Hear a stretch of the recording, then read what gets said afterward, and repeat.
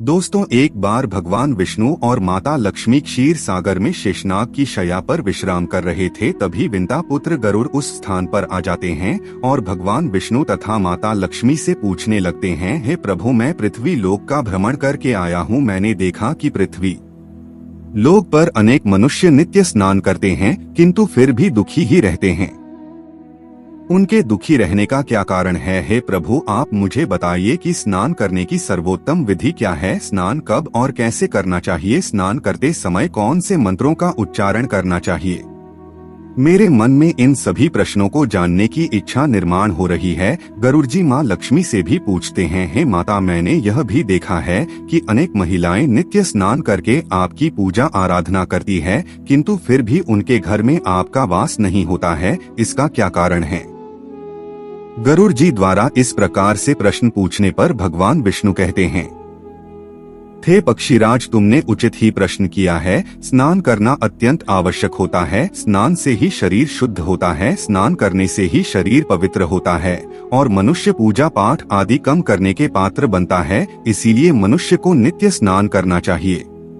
तुम्हारे सभी प्रश्नों के उत्तर देने से पूर्व मैं तुम्हें एक अत्यंत पवित्र कथा सुनाता हूँ, उसे तुम ध्यान से सुनो। इस कथा में तुम्हें तुम्हारे सभी प्रश्नों के उत्तर प्राप्त हो जाएंगे। इतना कहकर भगवान विष्णु ने गरुड़ जी को स्नान का महत्व बताते हुए एक कथा सुनाई है, जिसे सभी मनुष्यों को ध्यान से सुनना चाहिए। इस कथा का श्रवण करने मात्र से ही सैकड़ों तीर्थों में स्नान करने का पुण्य मनुष्य को प्राप्त होता है। इसीलिए आप सभी इस कथा को पूरा जरूर सुने। आधा अधूरा ज्ञान अनर्थ का कारण होता है। तो चलिए शुरू करते हैं। भगवान विष्णु कहते हैं, पक्षीराज, प्राचीन काल की बात है। मध्य देश में एक अत्यंत सुंदर नगर था, जहाँ पर एक धनवान सेठ रहता था, जिसकी 3 पुत्रियां थीं। सेठ ने अपनी पुत्रियों को कभी किसी चीज की कमी होने नहीं दी। उसने उन्हें बड़े लाड़ प्यार से पाला था। उसकी पुत्री आप बहुत ही सुंदर और चंचल स्वभाव की थीं। एक पिता का जो कर्तव्य होता है वह सभी उस सेठ ने पूर्ण किया। अपनी पुत्रियों को उसने सब कुछ दिया, लेकिन उसने केवल एक गलती की। उसने अपनी पुत्रियों को शास्त्र ज्ञान नहीं दिया। जीवन में सब कुछ पाकर भी उसकी पुत्रियों का जीवन अधूरा था। ज्ञान के बिना कोई भी मनुष्य पूर्ण नहीं होता है। ऐसा संपत्ति सौंदर्य होकर भी उसकी पुत्रियों के पास नहीं था, जो प्रत्येक स्त्री के पास होना चाहिए। फिर जब उसकी 3 पुत्रियां जवान हुई तो सेठ ने उसकी तीनों पुत्रियों का विवाह एक अच्छे कुल में कर दिया। तीनों के पति बड़े बड़े व्यापारी थे और सभी राजमहलों में रहने के लिए चली गई। जैसे ही तीनों रहने के लिए अपने घर चली गई, वहां पर उनका भव्य स्वागत किया गया। विवाह के बाद की सभी रस्में की गई। उन तीनों के ससुराल वालों ने उन्हें बहुत मान सम्मान दिया और सभी के साथ प्रेम से व्यवहार किया। वे तीनों अपने ससुराल में बड़े ही मौज से रहने लगी। तीनों सुबह देर से जागती थी, देर से स्नान करती थी, बिना स्नान किए ही भोजन किया करती थी और कभी कभी ही पूजा पाठ किया करती थी। उनकी सास ने उन्हें कई बार टोका, लेकिन किसी ने अपनी सास की बात नहीं मानी और अपनी ही मनमानी करने लगी। लेकिन जैसे जैसे समय बीतता गया, उन तीनों पुत्रियों के ससुराल में परेशानियां बढ़ने लगी। तीनों के पतियों को व्यापार में आर्थिक नुकसान होने लगा और धीरे धीरे उनका सारा व्यापार डूबने लगा। दूसरों से कर्ज लेकर वे अपने व्यापार को चलाने लगे, लेकिन फिर भी उन्हें घाटे का ही सामना करना पड़ा, जिससे घर में क्लेश होने लगा। बार बार लड़ाई झगड़े होने लगे। जब से ये तीनों उन घरों में रहने के लिए चली गई थी, तभी से उनके घर में संकट आने शुरू हो गए थे। उन तीनों बहनों के ससुराल में पैसे की इतनी तंगी हुई कि उन्हें अपना घरदार सब कुछ बेचना पड़ा और वे सभी झोपड़ी में जाकर रहने लगे। लेकिन वे तीनों बहनें झोपड़ी में रहना पसंद नहीं करती थी, इसीलिए वे अपने ससुराल को छोड़कर मायके में वापस आ गई और अपने पिता के साथ रहने लगी। अपने घर पर आकर भी उन तीनों की आदत नहीं बदली और घर पर आकर भी वह तीनों बहनें बड़े मौज से रहने लगी। वहां पर भी वे तीनों देर से उठती थी, देर से स्नान करती थी, बिना स्नान किए ही भोजन किया करती थी, जिस कारण से उनके पिता को भी व्यापार में नुकसान होने लगा और उसकी भी आर्थिक स्थिति खराब होने लगी। फिर एक दिन उनके द्वार पर भगवान विष्णु एक साधु का रूप धारण करके आ गए। सेठ ने उस साधु का प्रेम से स्वागत किया और उनके पैर धोकर उन्हें प्रणाम किया। फिर सेठ ने उस महान साधु को अपना दुख बताया और उस पर निवारण करने के लिए उपाय पूछा। सेठ ने अपनी पुत्रियों को भी बुलाया और साधु को उनके बारे में भी सारी हकीकत बता दी। जैसे ही उस साधु ने सेठ की तीनों पुत्रियों की तरफ देखा तो उन्हें सारी हकीकत पता चली। उन तीनों बहनों के चारों ओर नकारात्मक शक्ति का घेरा बना हुआ था जो उनके साथ ही चल रहा था। वे जहां पर भी जाती वह नकारात्मक ऊर्जा उनका पीछा नहीं छोड़ रही थी। उस सिद्ध साधु ने और सेठ से कहा, तुम्हारी तीनों बेटियों की आदतों के कारण उनके चारों ओर नकारात्मक ऊर्जा का घेरा बना हुआ है। इसी कारण से यह जहां पर भी जा रही है वहां पर केवल दुख और संकट आ रहे हैं। तुम्हारी तीन पुत्रियां अत्यंत आलसी है। यह देर से जागती है, देर से स्नान करती है, बिना स्नान किए ही भोजन करती है और यही वजह है कि उनके जीवन में यह संकट आ रहे हैं।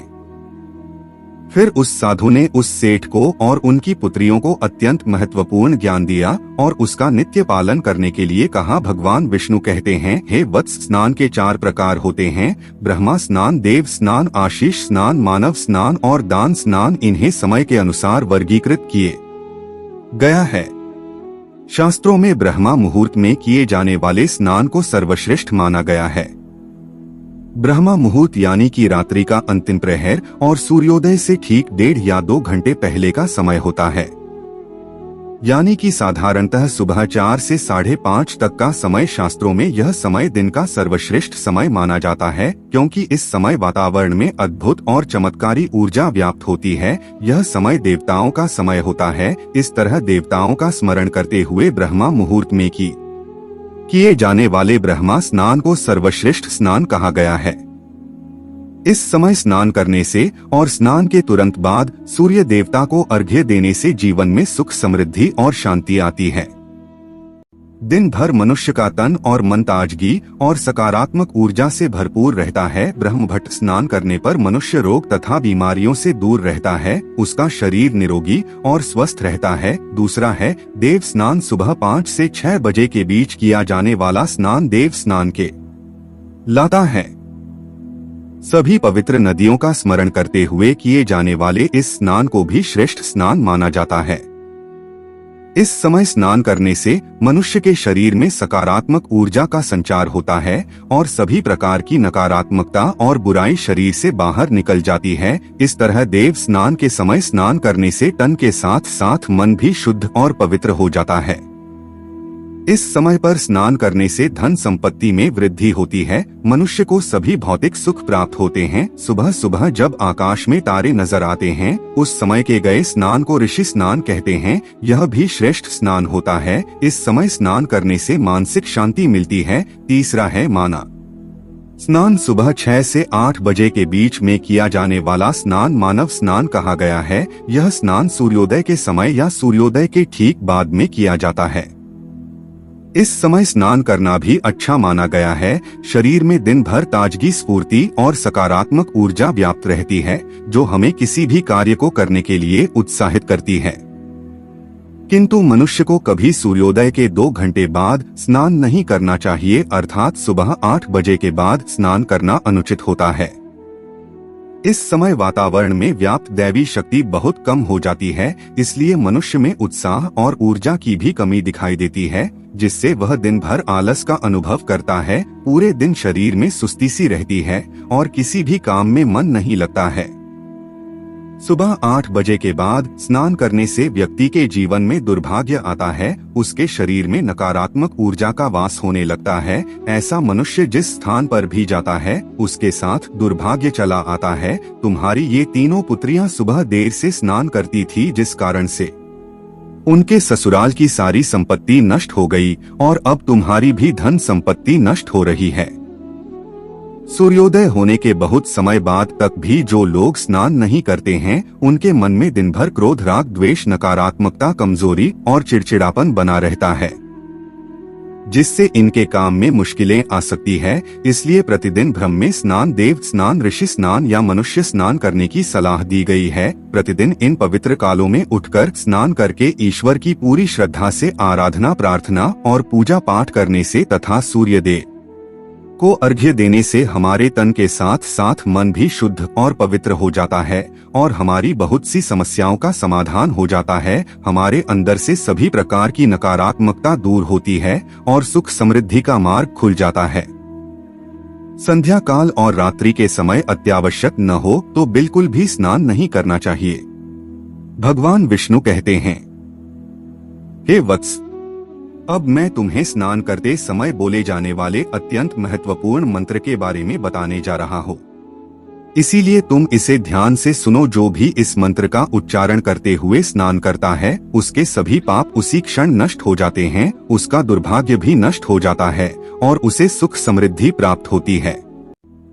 वह मंत्र इस प्रकार है, गंगे च यमुने चैव गोदावरी सरस्वती नर्मदे सिंधु कावेरी जल में सुन्नी धर्मगुरु। इसका अर्थ है, ही गंगा यमुना गोदावरी सरस्वती नर्मदा सिंधु और कावेरी माँ, मेरे स्नान करने के जल में कृपया आप सभी पधारिए। इस के उच्चारण से सभी तीर्थ स्थानों में स्नान करने का पुण्य मिलता है।